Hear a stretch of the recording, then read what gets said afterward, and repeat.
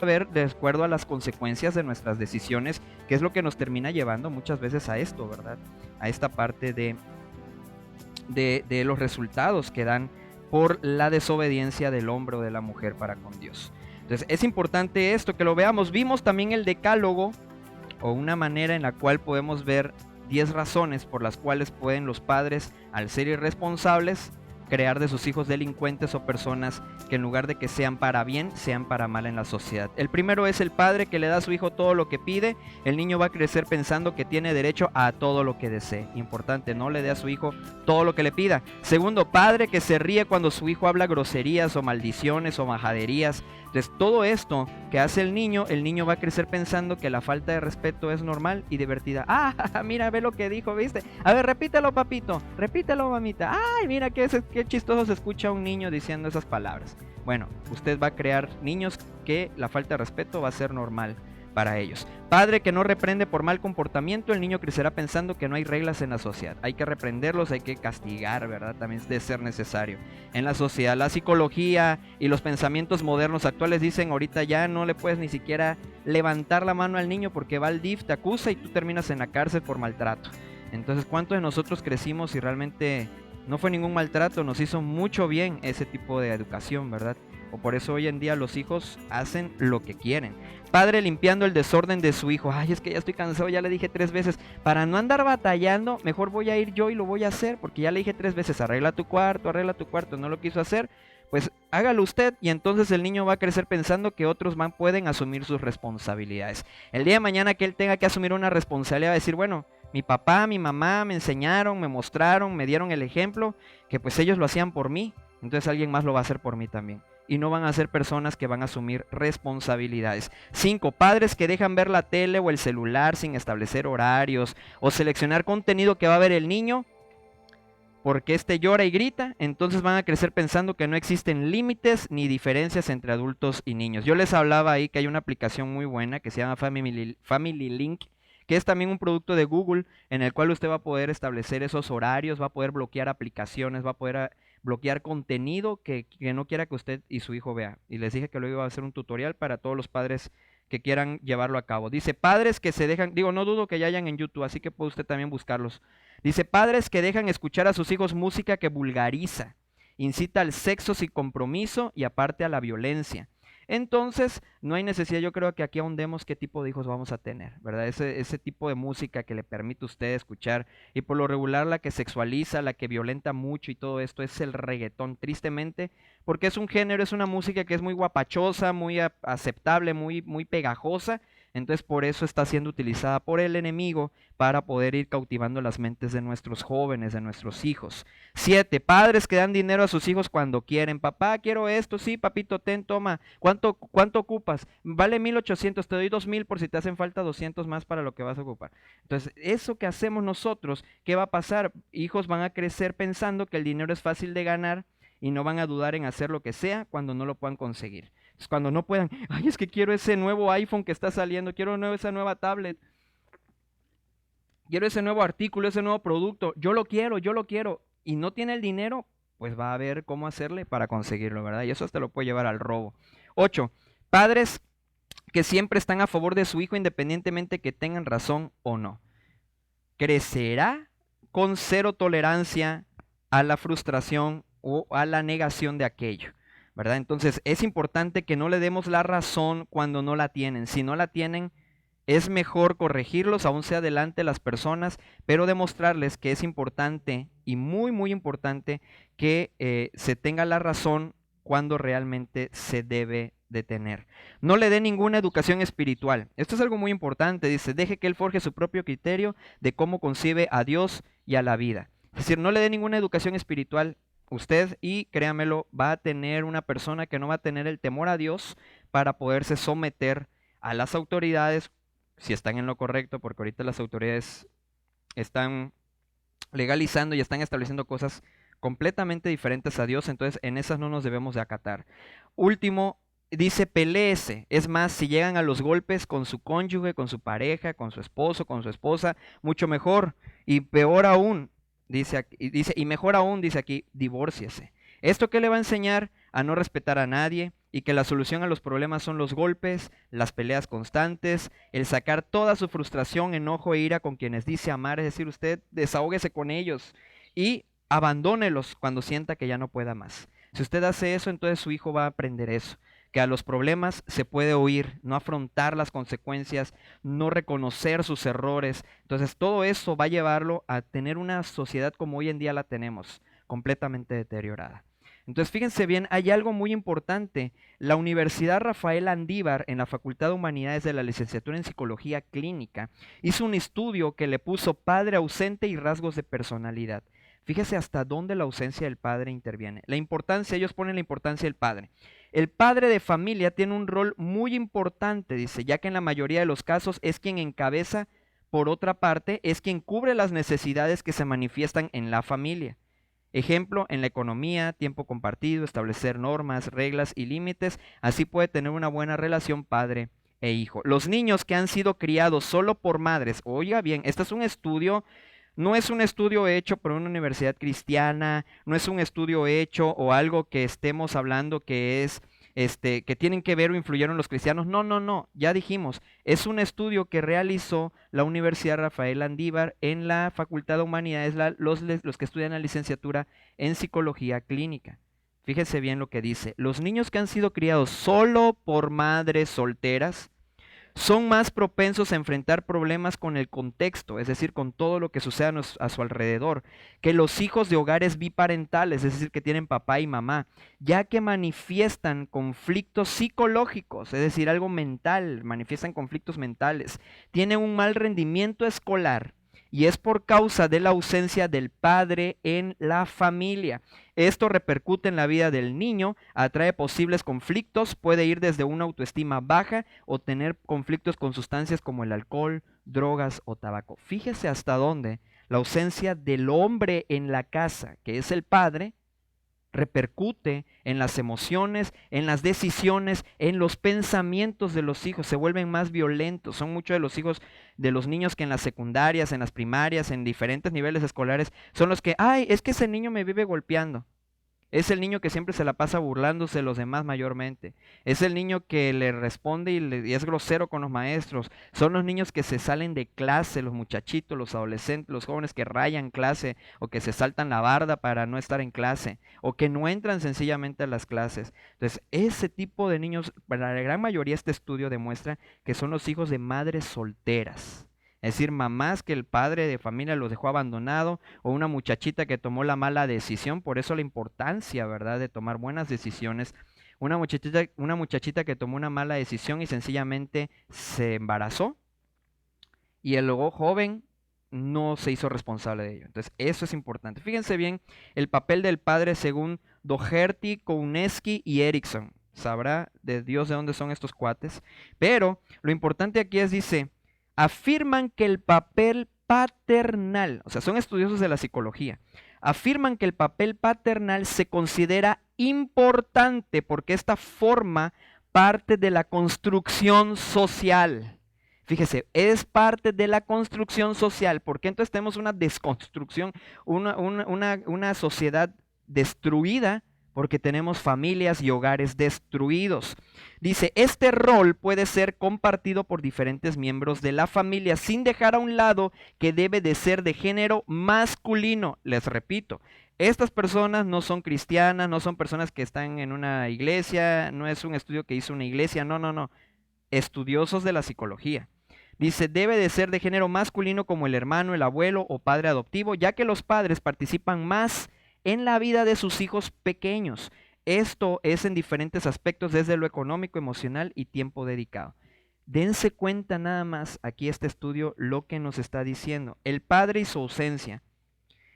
Albiano en 2005, que igual fue un estudioso, un psicólogo que estudió psicología, dice, relata que en la vida personal es necesario cubrir ciertas áreas. La emocional es una de ellas, ya que suele ser la más afectada al momento de la ausencia del padre.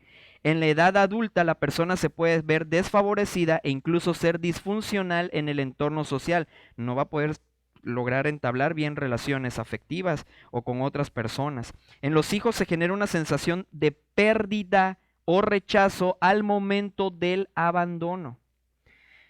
Este acto acarrea graves consecuencias para la persona y para la misma sociedad. Obviamente dijimos, si las familias están destruidas, si las familias son disfuncionales, entonces vamos a tener una sociedad disfuncional y una sociedad destruida. ¿Por qué? Porque ¿cuál es el núcleo de la sociedad? ¿Qué es el núcleo? ¿Cuál es la parte o quiénes son el núcleo de la sociedad? La familia. ¿La sociedad está compuesta de qué? De familias. Entonces, si tenemos familias destruidas, familias desbaratadas, vamos a tener una sociedad destruida, una sociedad desbaratada, como consecuencia nata. Entonces, fíjense bien hasta dónde repercute la ausencia del padre. ¿Y por qué estamos hablando de esto?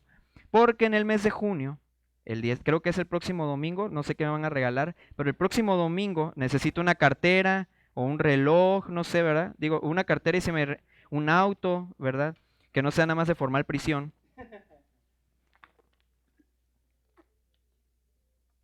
Entonces, si logramos dimensionar a los que están allá en casa, si nos puede dejar sus comentarios, a lo mejor ahorita en el momento no tenemos que nos esté leyendo o algo así, pero porque aparte están siendo transmitidos en 3 plataformas diferentes, entonces no estamos como que siguiendo los comentarios, pero déjenos sus comentarios ahí durante la transmisión, qué tan cierto es esto, si usted ha pasado alguna situación, alguna circunstancia como esta, o está viviendo usted, es madre soltera y dice, sí, la verdad, ¿cómo necesito la figura del papá aquí en la casa? Me cuesta trabajo, porque hay mamás que como se la tienen que pasar 8 horas trabajando hasta más, tienen a veces hasta 2, 3 trabajos, descuidan a los hijos ven que comen ahí los pobres, son hijos que luego están en la calle porque pues no hay una figura de autoridad en la casa, o están con los abuelos, pero los abuelos son más alcahuetes, dicen los abuelos que ellos están para consentir a los hijos. A nosotros sí nos pegaron, nos corrigieron, nos castigaron, pero los nietos son para consentirlos. Ellos dicen los mismos abuelos, cosa que está muy mal.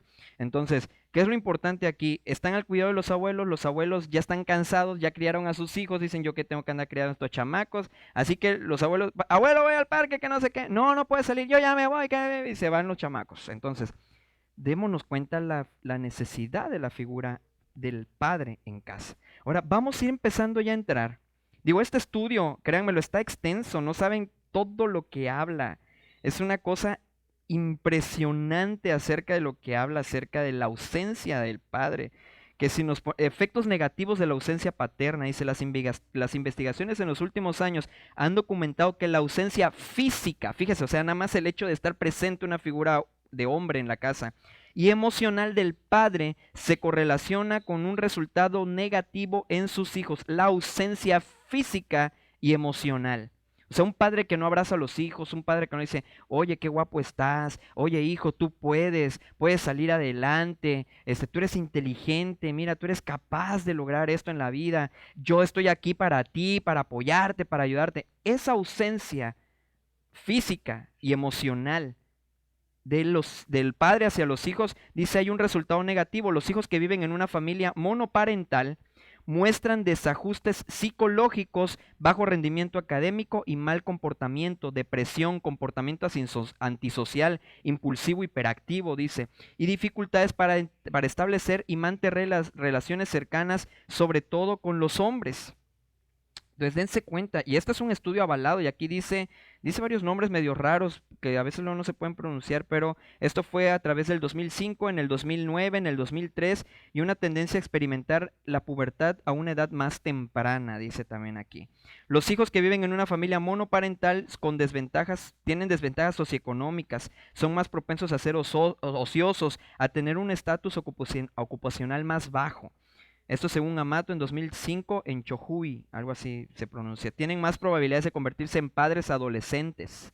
O sea, fíjense a dónde acarrea. Como no está el cuidado del papá, donde está viendo a ver con quién está saliendo, qué es lo que está haciendo mi hijo, ocurre esta situación y los lleva a qué? A que tomen unas decisiones, y son los padres, ven ustedes a muchachitos de 12 años que tú no sabes si es su hermanito al que llevan ahí estos niñitos, o sea, adolescentes, una niñita de 12, un niñito de 12, que están en la secundaria apenas y van con una carriola y un bebé, y que tú no sabes si ya ahorita, si es su hijo, si es su hermanito, pero por lo regular la gran mayoría es su hijo.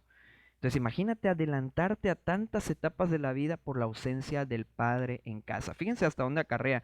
Dice, son jóvenes que son arrestados, o sea, infringen la ley, y estar desempleados por largos periodos. O sea, son muchachos que están en la vagancia completa. Involucrarse en delincuencia juvenil. En Berlín 2004, este es un estudio que se hizo en Berlín, a manifestar baja autoestima y manifestar problemas de comportamiento. The Marathon Community en el 2008. El desarrollo intelectual y social de los niños de un solo padre puede verse afectado negativamente un poco más que en el de las niñas que viven en un hogar monoparental. O sea, fíjense, las niñas repercute menos que en los varones, ¿no? La ausencia del padre en casa. En el Reino Unido, y aquí nos va diciendo, miren, sentido de soledad, nos habla acerca de falta de apoyo emocional, económico, cómo les afecta, el abandono, cómo afecta, la ira, cómo se emplea en todos ellos. Aquí hay testimonios de jovencitas y de jovencitos que relatan en este estudio, donde cómo ellos hablan acerca de esto, ¿verdad? Dice, la desconfianza que genera la ausencia del padre, el dolor, habla de la impotencia, dice, cuando Lucy recuerda que vive sin su padre se siente vulnerable. O sea, hablando del caso de uno de los estudios que se dice, necesitaba a alguien para cuidar de mí, para protegerme. Son las palabras de Lucy. Para Perla, la presencia de su padre le traía seguridad. Perla dice, cuando mi padre se fue, me sentí como si hubiéramos perdido a alguien con autoridad. Hemos perdido la seguridad. Dice, fue muy difícil para mí vivir sin un hombre en casa. Ser diferente, baja autoestima, dificultad para relacionarse con el sexo opuesto, inseguridad, académicamente cómo también les afectó, hijo parentalizado, dice métodos de afrontamiento y las conclusiones que nos da todo este estudio. Entonces fíjense que son estudios realizados, que usted puede encontrar un montón en internet, créame, estudios que están sustentados por testimonios, también por un estudio que se hizo en una población, ¿verdad? En una cierta población. Entonces, fíjense bien cómo dicen estas frases para empezar ya a pasar a esto. Dice, si más niños en este país nacieran de padres que están dispuestos y son capaces de cuidar de ellos, veríamos una reducción muy significativa, o sea, que va a impactar en una serie de problemas sociales que afectan a los niños. Esto es en los Estados Unidos, desde el fracaso escolar hasta la delincuencia, el abuso infantil y la negligencia. Es una frase que se dijo en 2010 en un libro que se llama We It Matter, algo así. No sé cómo se pronuncia, pero se escribe W-H-I-T Matter, ¿no? Entonces, esta parte es la que, o esta frase, fíjense la importancia, si más niños en este país, en todos los países, nacieran de padres que están dispuestos, porque aquí se les requiere disposición, dice dispuestos, y son capaces de cuidar de ellos, veríamos una reducción en problemas sociales. Ahora, ¿qué nos dice Dios de que es un padre? ¿Qué nos dice Dios de la paternidad? ¿O cómo nos habla Dios acerca de la paternidad? ¿Cómo concibe Dios la paternidad? Lo primero que tenemos que entender, pero sobre todo aceptar de esto, de esta afirmación, es que las Escrituras o la palabra de Dios, este libro en el cual nos basamos en esta mañana vamos a ver estos principios bíblicos acerca de la paternidad, es que este libro fue inspirado por Dios. Es lo primero que tenemos que entender, aceptar o reconocer, que este libro es de inspiración divina. ¿Sí? La palabra de Dios dice y habla sobre sí misma y nos dice que santos hombres de Dios fueron escogidos y que fueron hablados, el Espíritu Santo habló directamente con ellos, los inspiró para escribir. Es como cuando escribimos canciones o tocamos una canción que decimos, estoy inspirado, o alguien que escribió un poema, o cuando en la secundaria o en la preparatoria, ¿se acuerdan que escribíamos la carta para la novia, para el novio? Antes era la carta, ahorita es por WhatsApp, pero le escribíamos la carta así y hasta comprábamos plumas de colores o plumoncitos y le poníamos que el corazoncito y una florecita. Adornábamos bonita, ¿verdad? Los poemas que les escribían. Era una fuente de inspiración para nosotros, aquella persona que amábamos, que estábamos enamorados de ella. Bueno, es lo mismo que hizo Dios con estos, es lo mismo que Dios hizo con estos hombres, los inspiró para que escribieran lo que quería que Él escribiera. Ahora fíjense bien. Un padre según Dios, según la humanidad, son sandalias, carteras, pañuelos, corbatas, que vamos a empezar a ver de regalo para el Día del Padre. Uno abre su bolsita de regalo y va a encontrar un pañuelo, va a encontrar una corbata, va a encontrar una cartera, va a encontrar una playera. Esos son los regalos para el Día del Padre. Ahora, En el Día de la Madre, ¿qué vemos? Vemos camionetas desfilando que en la parte trasera ocupan una lavadora, un refrigerador, ¿verdad? Para el Día de la Mamá mayormente, una estufa, o sea, que la cocina integral y todo. Bueno, el Día del Padre es la corbatita, el pañuelito, la carterita, la playerita y qué padre, ¿verdad? O la computadora, ¿verdad? Una computadora nuevecita. Ándale, para mí, ¿verdad? Pero fíjense bien, lo curioso de esto y el principio bíblico de la paternidad empieza desde Génesis, que es el inicio de todo. El libro de los Génesis, el Pentateuco que escribe Moisés, que son los primeros 5 libros de la Biblia, que es Génesis, Éxodo, Levítico, Números y Deuteronomio, que fueron inspirados, que se conoce como el Pentateuco también. Entonces, Penta de 5. Y pues bueno, aquí podemos empezar a ver que en el Génesis, en el capítulo 1, que nos empieza a hablar acerca de la creación, en el día sexto empieza todo este show de la paternidad, todo esto que tiene que ver con la paternidad y la maternidad, pero en este caso, por el tipo de la serie que estamos viendo, nos vamos a enfocar en la paternidad. Fíjense bien cómo empieza. En Génesis 1, del verso 1 al 25, nos relata Dios parte de la creación. Pero nos vamos a centrar a partir del verso 26, que es donde empiezan los cimientos de la paternidad según Dios. Fíjese bien cómo dice Génesis 1, del 26 al 28. Le recuerdo, tenga usted una libretita donde anotar y lo importante también, tenga una Biblia a la mano. Va a ser importante, ¿para qué? Para que usted coteje si lo que estamos diciendo realmente este libro lo dice. Fíjense bien cómo dice Génesis 1, del 26 al 28. Entonces dijo Dios, hagamos al hombre a nuestra imagen, conforme a nuestra semejanza. Aquí primero empieza hablando del hombre, al hombre. Dice, conforme a nuestra imagen, conforme a nuestra semejanza, y señoree en los peces del mar, en las aves de los cielos, en las bestias, en toda la tierra y en todo animal que se arrastra sobre la tierra. Y dice el 27, y creó Dios al hombre a su imagen, a imagen de Dios lo creó. Y dice algo aquí muy importante que echa por tierra estas ideologías que están tratando de meter. Dice varón, ¿y qué más dice? Y hembra los creó. Fíjese bien, varón y hembra. ¿Qué es que mi preferencia es esta? Vamos a ver más adelante esta preferencia a dónde te puede llevar y qué consecuencias puedes tener hablando espiritualmente. Entonces, desde aquí partimos en este punto que el Dios de la creación, el Dios que nos creó, que creó todo lo que podemos ver, y que si usted lee el contexto de todo el capítulo 1, que sería muy bueno que usted lo lea en casa, va a entender aún mayor cómo Dios, esta obra maravillosa que hizo, en 6 días dentro de lo que Dios, dentro del tiempo de Dios. Sabemos que dice las escrituras, no sabemos si realmente fueron 6 días de lunes a sábado y el domingo descansó, no lo sabemos. O sea, en ciencia cierta que realmente fue un día. ¿Por qué? Porque dice la Biblia que un día para Dios pueden ser 1000 años. A lo mejor ese día realmente fueron 1000 años que le tardó crear todo esto. O a lo mejor sí fue en un día de nosotros de 24 horas, ¿verdad?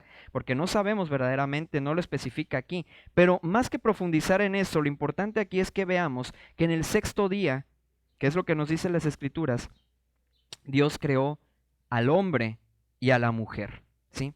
Entonces, importante y el primer punto o lo primero que hay que resaltar aquí es que ¿quién crea al hombre? Dios, ¿verdad? Dios crea al hombre. Entonces, ¿quién más nos puede decir cómo entender al hombre o a la mujer sino Dios, que fue el que lo creó? Es decir, si usted quiere saber exactamente cómo funciona esta tablet marca tal, pues vaya usted, y si tiene que tener garantía, ¿con quién lo va a llevar? Con el centro de mantenimiento autorizado, no recuerdo cómo se le llaman, pero centro de atención, ¿no? Al cliente autorizado de la marca que usted compró el producto. ¿Y por qué lo va a llevar usted con ellos? Porque ellos son los fabricantes y ellos van a saber, van a abrir el producto y van a decir, ah, mírale, es esto lo que hace falta, que le cambian la pieza, se la vuelven a poner. Por eso usted lo lleva a esa marca, ¿verdad? Con esa marca. Y le dice, si usted lo lleva con otra persona que no es una persona autorizada por nosotros, pierde su garantía. Entonces, eso es lo importante. Entonces, ¿con quién vamos a acudir para saber cómo tengo que ser como papá? Con Dios, porque Dios es el que creó al varón. Entonces, con Dios tenemos que acudir. Fíjese bien lo que dice Efesios 5:31. Efesios 5:31, y que ya lo leímos anteriormente, que es nuestro nuestro texto clave, ¿verdad? O nuestro capítulo o libro clave en esta enseñanza. Dice, por esto dejará el hombre a su padre. Aquí hombre lo está haciendo de manera global, e incluye a la mujer y al hombre, ¿verdad? En muchas partes cuando dice Dios también, porque de tal manera amó Dios al mundo, no se refiere exclusivamente al globo terráqueo, sino lo dice en un sentido figurado y se refiere a todas las personas que estamos en el mundo. Entonces, aquí lo está haciendo de la misma manera, dice, por esto dejará el hombre a su padre y a su madre, y se unirá a su mujer, y los dos serán una sola carne. Va a dejar el hombre a su padre y a su madre. Por eso a veces se dice que cuando uno se casa o uno ya vive con una persona, tiene que de preferencia mejor salir de casa, ¿verdad? Cuando uno se casa, lo que tiene que, por eso se dice casados, porque es casa de dos, donde va a empezar el nuevo matrimonio, ¿verdad? La nueva familia que se está constituyendo. ¿Y esto por qué? Porque posteriormente nos va a generar a veces conflictos. El hecho de vivir en casa de papá o de mamá nos va a generar conflictos, y esos conflictos es porque ellos van a querer intervenir. Ay, no le hagas eso a la niña. Ay, ¿por qué lo corregiste así? Ay, esto acá. No va a tener uno la misma privacidad. Si a mí me gusta estar de una manera en casa con mucho calor, pues ya se imaginarán. Entonces uno dice, bueno, pues entonces si voy a andar así en casa, pero ahí viene la suegra, híjole, me voy a poner rápido el choro, me voy a poner la playera, porque si no, esa parte. Por eso lo importante aquí es que dice, el hombre dejará a su padre y a su madre. La mujer cuando se casa deja a su padre y a su madre, se unen y los dos son una sola carne. Entonces, aquí encontramos un principio divino, bíblico, acerca de la familia. Y de aquí es donde parte el origen de la paternidad. Para que haya un papá, tiene que haber ¿qué? Una mamá. X, Y, o cómo se maneja, no sé, en cuestión de genética, ¿verdad? Entonces en la cuestión de la genética X, Y, en los elementos que se juntan para que haya la procreación. Dos mujeres pueden procrear entre ellas mismas porque son XX, por decirlo, o son YY. Entonces, ¿un hombre con un hombre pueden procrear? No, tampoco. No es lo que Dios estableció. Dice que Él hizo varón y hembra. Es la manera correcta. Por lo tanto, aquí encontramos este principio y a partir de aquí empezamos a ver el origen de la familia. Fíjense bien, Dios le dijo al hombre, a Adán y a Eva, que fueron los primeros que poblaron la tierra, fructificad y multiplicaos. Pregunto yo, ¿eso se lo dijo a dos hombres? ¿Dios creó desde el principio dos hombres? Pregunto yo, según lo que acabamos de leer aquí en Génesis 1, 27 al 28. Pregunto yo, ¿Dios le dio ese mandato a dos mujeres? No. Entonces, este mandato se lo dio a un hombre y a una mujer. Eso le dijo entonces varón y hembra, hombre y mujer, porque hombre con hombre o mujer con mujer no pueden procrear, por lo que esto echa en tierra el desorden y aberración cometida y que hoy en día es moralmente aceptado y legalmente constituido. Es decir, ya ahorita ya por la Constitución. Y es más, saber si no bloquean, porque también ahorita ya el tema de que si tú levantas la voz en contra de todas estas ideologías, te censuran, te bloquean en las redes sociales, porque tú estás atentando contra la comunidad fulana de tal, que LGBT no sé qué tantas letras ya tiene ahorita, y hasta números le están poniendo ya. Pero fíjense bien lo que dice Génesis 2, 21 al 24. Vamos a Génesis. ¿Por qué estamos leyendo entre Génesis y Efesios? Vamos a estar en estos dos libros porque Génesis es el origen de todo. Es donde la Biblia nos relata de cómo fue la creación. Génesis capítulo 2 del verso 21 al 24. Les recuerdo estar anotando ahí en casa. También es importante. O si usted no tuvo el tiempo, posteriormente luego vuelva al video, vuelva a verlo, vuelva a regresarlo y tenga una Biblia siempre a la mano para que usted compruebe si lo que decimos realmente va conforme a las escrituras. Y hacemos mucho hincapié en esto porque ahorita dice la palabra de Dios también que en los últimos tiempos se van a levantar falsos maestros y no van a enseñar lo que realmente Dios dice. Fíjese bien cómo dice Génesis 2, 21 al 24. Muy bien, dice, entonces Jehová Dios hizo caer sueño profundo sobre Adán.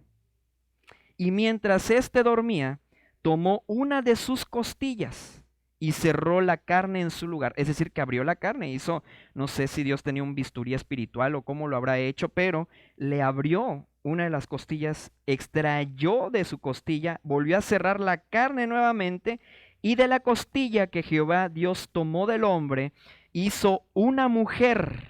¿Qué hizo? Dice ahí. ¿Hizo otro hombre? Hizo una mujer Dice, y la trajo ¿a quién? Al hombre. ¿Se la trajo a otra mujer? No, se la trajo al sexo opuesto. Y dice el 23, dijo entonces Adán, esto es ahora hueso de mis huesos y carne de mi carne. Esta será llamada, ¿cómo dice ahí?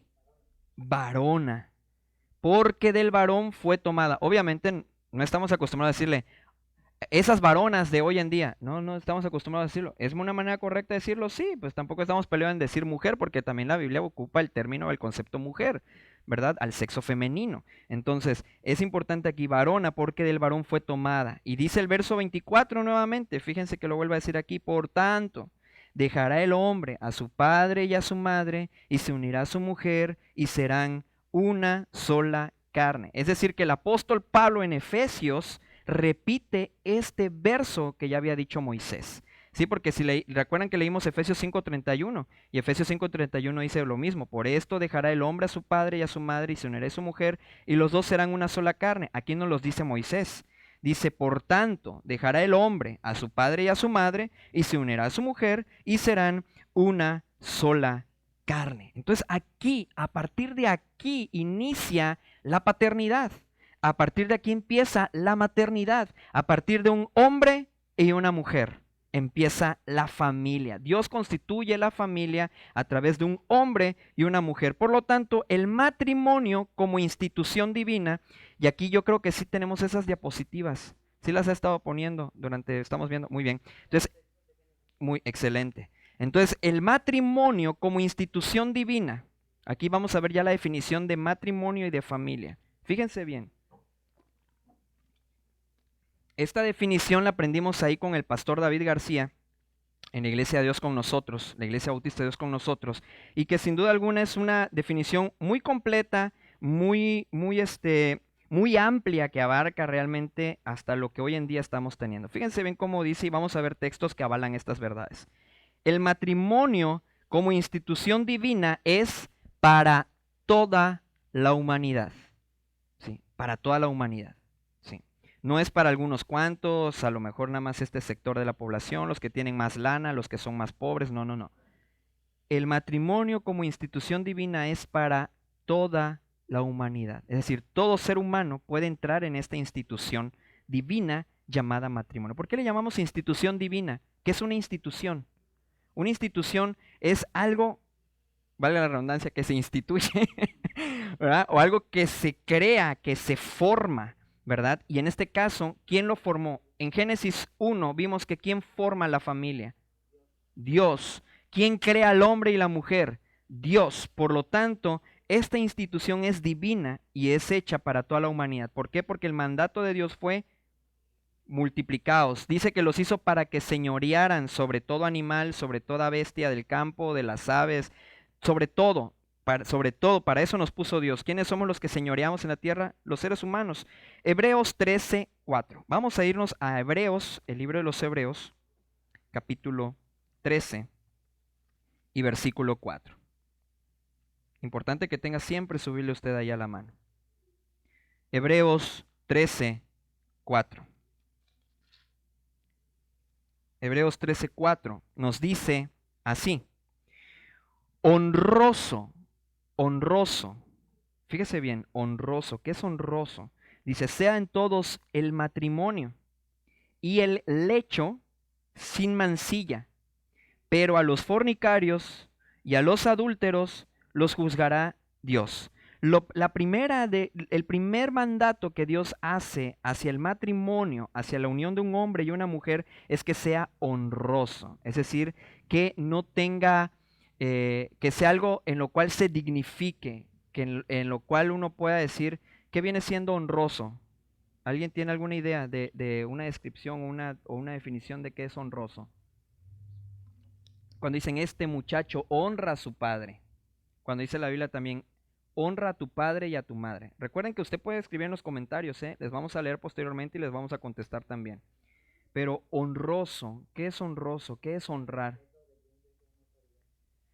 Un matrimonio, está diciendo que sea un matrimonio respetuoso, es decir, que la gente respete. ¿Por qué? Porque dan un buen ejemplo, ¿no?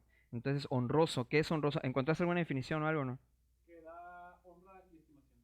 Que da honra y estimación. Ok, bueno, Honra. algo que es estimado. Algo que es estimado. ¿Qué a veces estimamos nosotros? ¿El oro? Un anillo de oro, ¿es estimado? Sí, va. Es codiciado también a veces el hecho de tener algo de oro, ¿verdad? Ah, mira, oye, carga una eslava de oro aquí grandísima y mira un Rolex de oro bañado en oro. Bueno, ese material, ¿sí? Ese metal preciado es algo que se desea, que es honroso, que es algo... ¿Y encontraste alguna? Sí, honra, se estima y respeto de la dignidad propia y encontré porque dice que si piensa el honor en la Biblia, dice que la cualidad moral que lleva el cumplimiento de los propios deberes respecto al prójimo y de uno mismo. Ok, Entonces, sí, va. muy bien. Entonces, en la cuestión bíblica es el hecho de ¿qué decía? Cualidad moral. Cualidad moral, es una cualidad moral, ¿verdad? Entonces, fíjense bien lo que nos dice aquí. Honroso sea en algunos, en todos. Las escrituras dice en todos. Por eso creemos que el matrimonio es una institución divina para toda la humanidad, porque aquí lo manda, honroso sea en todos el matrimonio y el lecho sin mancilla, habla a la cama, habla a ese lugar de intimidad dentro de la pareja, dice sin mancilla. Hoy en día se da tantas aberraciones que ahorita ya que el cornudo, ¿sí? Y son términos y son conceptos que se hablan ya ahorita que, es más, hay una película que sacó mexicana que se llama Consiguiéndole novio a mi esposa, que es la tendencia ahorita. ¿Sí? La tendencia es de que, bueno, mira, tú están los intercambios de pareja. Tú conoces otra pareja y esa pareja yo te presto a tu esposa y tú me prestas a la tuya. Yo te presto a mi esposo y tú me prestas al tuyo. Y eso es real y si usted no lo sabe, puede investigarlo. Todas estas inmoralidades que se dan, pero que ya es aceptado por la sociedad. Por eso dice el hecho sin mancilla, ¿sí? El hecho sin mancilla, pero a los fornicarios y a los adúlteros los juzgará Dios. De alguna manera, las escrituras nos hablan acerca de la fornicación. La fornicación son ciertas, de alguna manera hay un concepto también que habla acerca de la fornicación y que son diferentes toma de decisiones como estas, que estamos hablando de este matrimonio que está haciendo este tipo de cuestiones. Entonces, aquí lo que podemos entender y ver es que la fornicación es aquellas personas que de alguna manera hoy día se le conoce o se le llama también como unión libre. Entonces, es esa parte del hecho de que yo nada más tomo la decisión de irme a vivir con mi pareja, como se le llama o se le conoce, o irme a vivir con la persona que yo decido irme a vivir, pero no estoy casado, es dentro del plan o del contexto bíblico, Dios lo llama fornicación. Y adúltero es aquel que yo ya estoy casado con mi esposa, yo ya tengo esposa, tengo un contrato matrimonial y ahorita lo vamos a seguir viendo en la definición. Ya tengo un contrato matrimonial, que es cuando voy al registro civil y firmo ahí y todo eso y que dicen, piénsalo bien cuando lo vayas a firmar. Bueno, ese contrato matrimonial me liga a mi esposa, hago yo una sola carne, pero resulta que yo tengo otra mujer o que yo vivo con otra mujer. Ok, entonces eso es adulterio y eso es como que también muy comúnmente le conocemos. Ah, eso es un adúltero. Eso es un adúltero que tiene a su esposa, está casado, pero pues vive con otra persona o está viviendo con otra persona. Entonces es importante que vayamos entendiendo esta definición de matrimonio y de familia, porque aquí es donde se empieza, desde este origen de las cosas, es donde por eso hay tanta desintegración familiar, porque el hombre dice, pues si no me entiendo con ella, me divorcio, me separo y consigo otra persona. Importante, fíjense cómo dice aquí, honroso sea en todos el matrimonio y el hecho sin mancilla, pero a los fornicarios y a los adúlteros, ¿qué va a pasar? Los juzgará Dios. ¿Hay una consecuencia de esas decisiones? Hay una consecuencia. Entonces, ¿qué es lo que tenemos que hacer? Irnos alineando a los principios bíblicos. Entonces dice, fíjense cómo empieza diciendo la definición, dice, el matrimonio como institución divina es para toda la humanidad. Es la unión de un hombre y una mujer que por amor deciden libre y voluntariamente vivir en adelante el uno para el otro. ¿Alguien te puso una pistola para vivir con quien vives hoy en día? Algunos sí, ¿eh? Porque le dicen, te casas porque te casas, embarazaste a mi hija y ahora te casas y le ponen la pistola y pues no les queda de otra. Entonces, pero realmente la gran mayoría de toda la humanidad deciden libre y voluntariamente. Hay culturas que no tienes elección. Te dicen, tú te vas a casar con fulanita, tú te vas a casar con fulanito, porque ya arreglaron sus matrimonios. Y bueno, qué hacer en esas culturas, no les queda de otra que hacer eso, ¿verdad? Entonces, pero sin embargo, es que por amor deciden libre y voluntariamente vivir el uno para con el otro. Por eso dice la Biblia, dejará el hombre a su padre y a su madre, y se unirá a su mujer, y serán una sola carne. Libre y voluntariamente decidimos nosotros hacer este acto de irnos a vivir con esa persona. Y lo leímos en Génesis 1:27. Fíjense bien cómo dice Primera de Pedro 3. Bueno, nos vamos a ir a la carta del apóstol Pedro. Primera de Pedro, capítulo 3, versículos del 1 al 7. Primera de Pedro 3, versículo 1 y versículo 7. Dice, asimismo vosotras, mujeres, estad sujetas a vuestros maridos, para que también los que no creen a la palabra sean ganados sin palabra por la conducta de sus esposas. Bueno, aquí nos habla un tema que ahorita lo vamos a tocar un poquito. Y el verso 7 dice, vosotros maridos, igualmente, vivid con ellas sabiamente, dando honor a la mujer como a vaso más frágil y como a coherederas de la gracia de la vida. ¿Por qué? Porque pues en ella gestan durante 9 meses un ser viviente, para que vuestras oraciones no tengan estorbo. Fíjese cómo empieza diciendo el 1. Asimismo vosotras mujeres estad sujetas a vuestros maridos.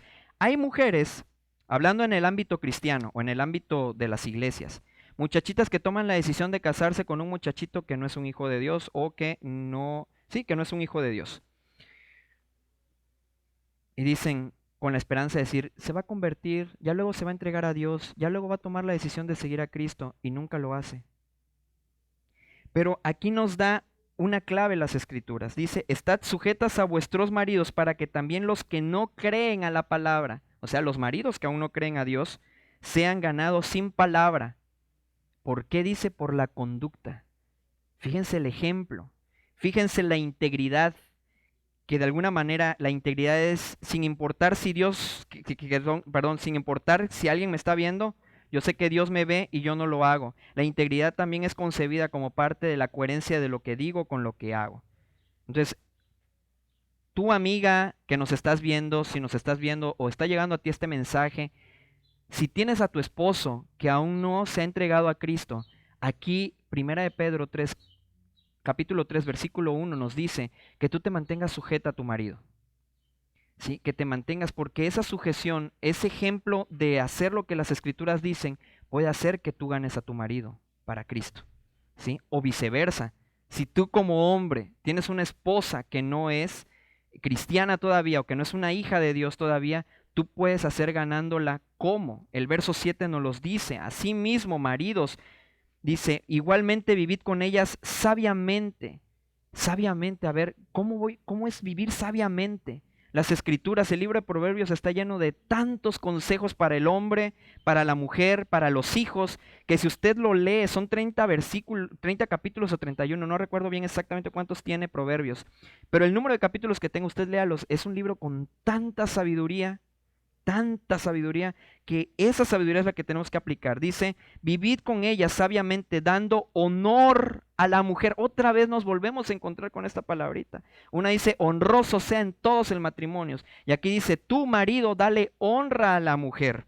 Dice, como a vaso más frágil. Aquí el feminista, todo este movimiento feminista, que dicen, no, que Dios con el patriarcado y que desde ahí se establece el patriarcado, que Dios es un Dios que somete, que sobaja, que humilla a la mujer. No es cierto.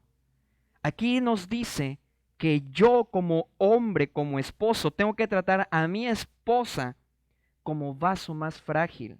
Imagínense un vaso de vidrio, y hay unos ejemplos que ustedes lo han visto. Un vaso de vidrio, si se rompe, ¿qué pasa? Se quiebra todo, ¿verdad? Si se rompe, si se cae, se rompe, ¿verdad? Se quiebra, se hace pedacitos. Ahora, si tú agarras todos esos pedacitos y los vuelves a pegar, pregunto yo, ¿el vaso es igual? ¿Van a ver qué? Todas esas grietas, ¿verdad? Todos esos pedazos como se hizo, o sea, se va a ver, ya no vuelve a ser igual. Entonces, hay heridas en el alma que a veces el hombre le hace a la mujer, o viceversa, la mujer heridas que le hace al hombre. Pero ¿qué es lo importante aquí? Por eso nos dice, piensa las cosas y actúa de manera sabia. Dice, vive con ella sabiamente, dando honor a la mujer como vaso más frágil. son más frágiles ella, no por el hecho de que las vas a tener sometidas, no está diciendo eso, sino trátala bien, trátala como a ese vaso que se te va a caer y si se te cae se te rompe y aunque lo pegues ya no va a ser lo mismo. Entonces dice, trátala como vaso más frágil y a como coherederas de la gracia de la vida. ¿Por qué? Porque la mujer es la que concibe, ¿sí? El momento de que se llega la simiente y llega y se pone en la mujer, entonces cuando habla la escritura de esto, de que ellas son las que conciben en su vientre durante 9 meses, a veces hay adelantos, ¿verdad? O sea, en cuestión natural, que de alguna manera nacieron 6 mesinos, 7 mesinos, octomesinos, o no sé cómo se le llaman, 8 mesinos. Entonces, esa parte, pero bueno, es parte, pero lo que yo voy es de que la mujer es la que lleva a esa criatura, ¿verdad? Por eso también estamos en contra del aborto, porque desde que desde el inicio de la concepción, o sea, ya es un ser viviente y la Biblia nos lo habla posteriormente y eso es un tema que después vamos a hablar. Pero fíjense bien entonces, la definición dice, el matrimonio como institución divina es para toda la humanidad. Es la unión de un hombre y una mujer que por amor deciden libre y voluntariamente vivir en adelante el uno para el otro. Y tal unión debe permanecer hasta que la muerte los separe. Mateo 19:6. Vamos al Evangelio según San Mateo, capítulo 19, versículo 6. A ver, ¿qué me estás diciendo aquí, Joel? O sea, que hasta que se muera. Oye, pues entonces tengo que meterle veneno porque yo ya no la quiero. Pues ya vas a cometer homicidio. Entonces, es importante aquí, este es un principio bíblico. O sea, me puedo divorciar. Miren, hay casos en los cuales las mujeres son maltratadas, eso es algo real. Y aunque la Biblia dice que tú te sometas a tu marido para que lo puedas ganar para Cristo, oye, pero si te está golpeando, si te está humillando, si no te trata bien, te puedes separar. Pero la Biblia dice que tú vas a estar unido siempre de por vida a esa persona hasta que la muerte lo separe.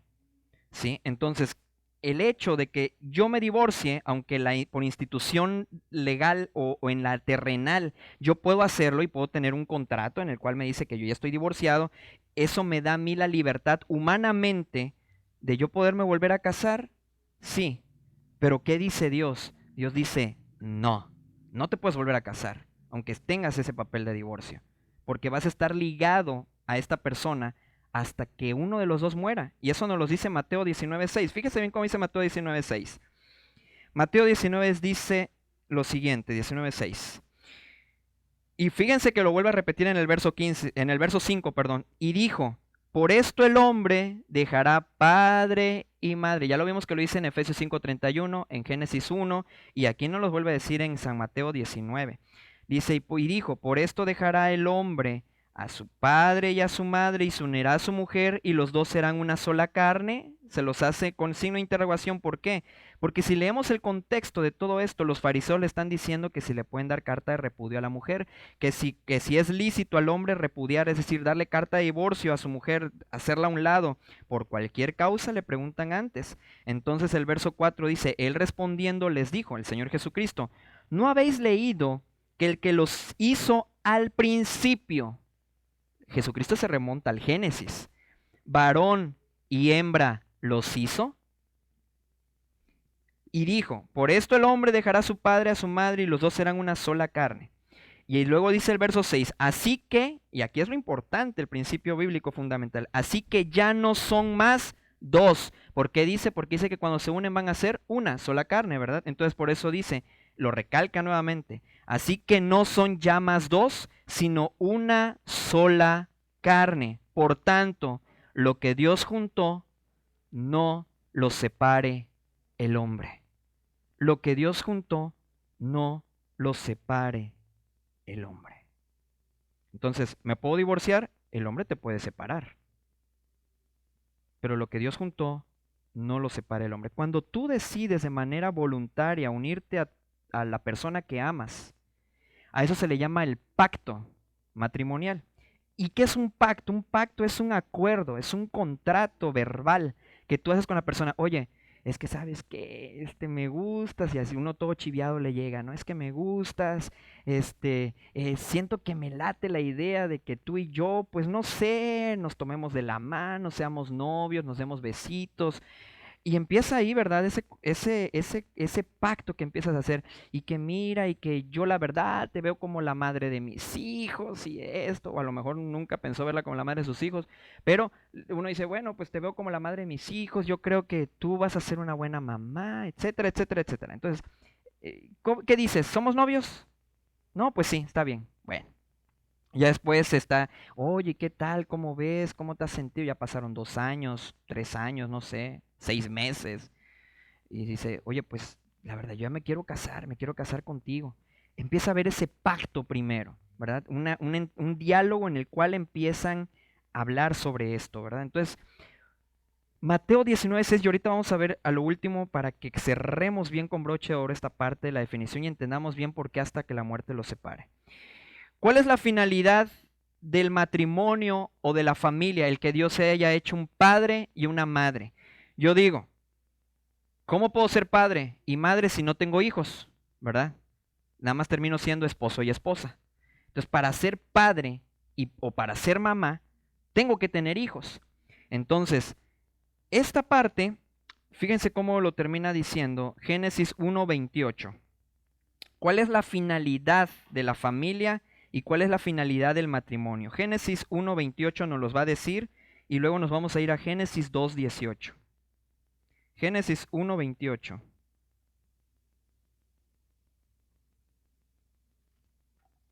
Génesis 1:28 nos dice, y los bendijo y les dijo, fructificad y multiplicaos, llenad la tierra y sojuzgadla, y señoread en los peces del mar, en las aves de los cielos y en todas las bestias que se mueven sobre la tierra. Fructificad y multiplicaos. Es decir, Génesis 2:18. ¿Qué nos dice ahora Génesis 2:18? Y dijo Jehová, Dios, no es bueno que el hombre esté solo, le haré ayuda idónea para él. ¿Sí? La importancia aquí en la cual la finalidad de los cónyuges es la complementación y de igual manera la procreación, ¿verdad? Es decir, el primero que vimos en Génesis 1:28 dice, fructificad y multiplicaos, es decir, la finalidad es la procreación, que tengan hijos. Obviamente sabemos que hay parejas, matrimonios, que no pueden tenerlos de manera biológica, ¿verdad? Acuden a otras instancias, a otros métodos que hoy en día existen, que donde la ciencia ha avanzado, y pues de alguna manera pues es permitido, ¿verdad? O a la adopción también, en la cual acuden algunos porque pues biológicamente no pueden tener hijos, y eso los convierte en papás o en mamás, ¿verdad? Entonces fíjense bien, el 2:18, ¿qué es lo que nos dice? Nos dice, y dijo Dios, no es bueno que el hombre esté solo, le haré ayuda idónea. Aquí es la complementación. O sea, la mujer es complemento del hombre. ¿Sí? Es lo que nos hace falta. De como dicen, es nuestra media naranja, ¿verdad? Tú eres una mitad de una naranja, vas a encontrar tu otra mitad, te dicen. Entonces, eso es lo que es el matrimonio y la familia. Por eso Dios la instituyó, porque tiene como finalidad la procreación de la especie humana y la complementación de los cónyuges. ¿Sí? Esa persona, por eso no pueden ser iguales, porque dice la ley de la física que polos iguales se rechazan, se repelan. Si tú agarras un imán y pones, ¿cómo quieres saber si es positivo, negativo? Ponlos y donde sientes que no pegan, pues entonces son polos iguales. Si tú lo pones y volteas ese mismo y lo pones juntos, ¿qué pasa? Se atraen inmediatamente y se pegan. Bueno, eso es. Por eso si mi esposa, yo soy un poco más aventado, más, y a veces ni mido mis palabras, en fin. Mi esposa es todo lo contrario, mi esposa es de la que piensa lo que va a decir, piensa lo que va a hacer. Y yo a veces soy así como que ya, vamos a hacerlo, olvídate.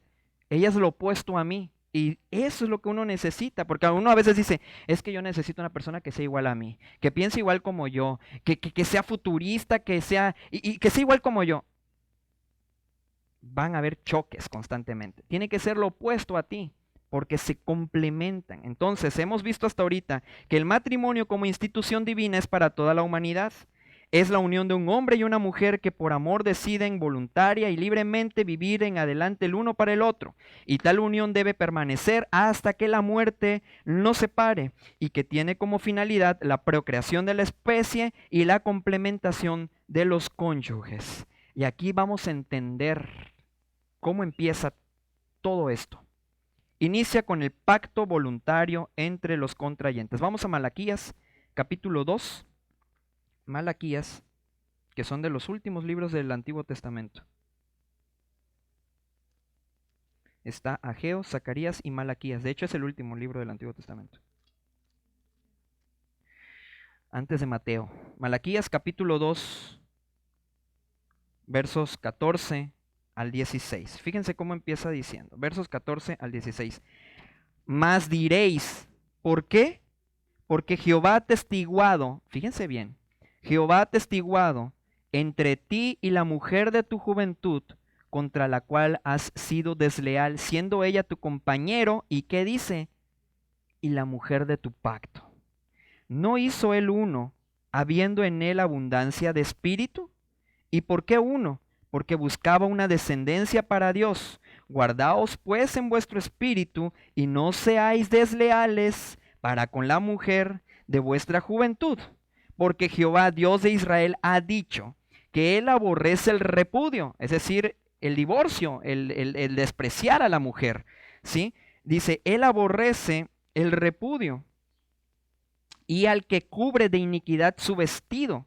Es decir, el que sigue siendo desleal. Dijo Jehová de los ejércitos, guardaos pues en vuestro espíritu y no seáis desleales. La mujer de tu pacto. Dijimos que el pacto es ese acto verbal en el cual estamos diciendo, oye, ¿cómo ves? ¿Nos casamos? Ok, vamos a casarnos. Hasta ahí es un pacto. Ahora, posteriormente se formaliza con la firma del contrato matrimonial ante las autoridades conforme a lo establecido por las leyes terrenales. Ahí ya se hace el contrato. Dijimos entonces que primero es el pacto, después viene el contrato, donde firman. Como cuando uno lo emplean, ¿verdad? Cuando uno va a un empleo, ¿qué te hacen? Te hacen firmar el contrato colectivo de trabajo, creo que algo así se llama. Bueno, ese contrato colectivo de trabajo que tú firmas tiene el poder legal porque tú puedes decir, yo trabajo para esta empresa y esa empresa entonces asume las responsabilidades que le corresponden a ti de pagarte tu sueldo, de darte seguro social y todas las prestaciones de ley, ¿verdad? Como debería de ser. Que muchas no lo hacen, eso es otra cosa. Ojalá y las autoridades tomen cartas en el asunto. Pero bueno, lo importante aquí es que existe el pacto y existe el contrato. Ya dijimos, el pacto es esa forma verbal donde se gustan, se hacen novios y posteriormente dicen, pues vamos a casarnos. Y se convierte en el contrato matrimonial. Ahora, se consuma en el acto conyugal. Se consuma en el acto conyugal. Dice Génesis capítulo 4, versículo 1. Vamos a ir a Génesis capítulo 4, versículo 1.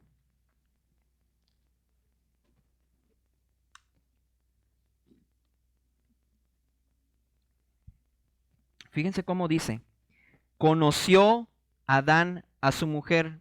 ¿A qué conocer se refiere? No la conocía ya, o sea, ya conocía a Eva de tiempo atrás. Pero dice, conoció Adán a su mujer Eva, la cual concibió y dio a luz a Caín y dijo, por voluntad de Jehová he adquirido varón. Conoció Adán a su mujer. Es decir, tuvo intimidad con Eva, Adán, por eso procrearon y dieron al tercer ser viviente de la tierra, que fue Caín. Entonces, ¿a qué es a lo que vamos aquí? Se consuma, dice, en el acto conyugal y se termina con la muerte de uno de los cónyuges.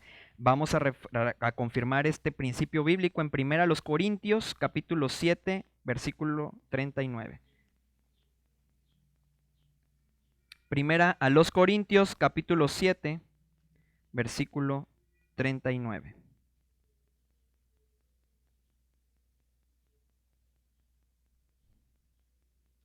No lo encuentro yo. ¿Será que lo arrancaron de mi Biblia? Ah, aquí está. Es que están muy delgaditas estas hojas de esta Biblia. Primera de los Corintios capítulo 7, 39. Fíjense cómo dice. La mujer casada está, ¿qué dice? Ligada por la ley, mientras que dice, su marido vive. Pero, hay un pero si su marido, ¿qué dice? Muriere, ¿qué va a pasar? Libre es, ¿para qué? Para casarse con quien quiera, con tal que sea en el Señor. La mujer está ligada por la ley mientras su marido vive. O sea, te divorcias, tienes ese papelito, yo ya estoy divorciado, yo ya estoy divorciada, yo ya soy libre. Para la ley de Dios no es así.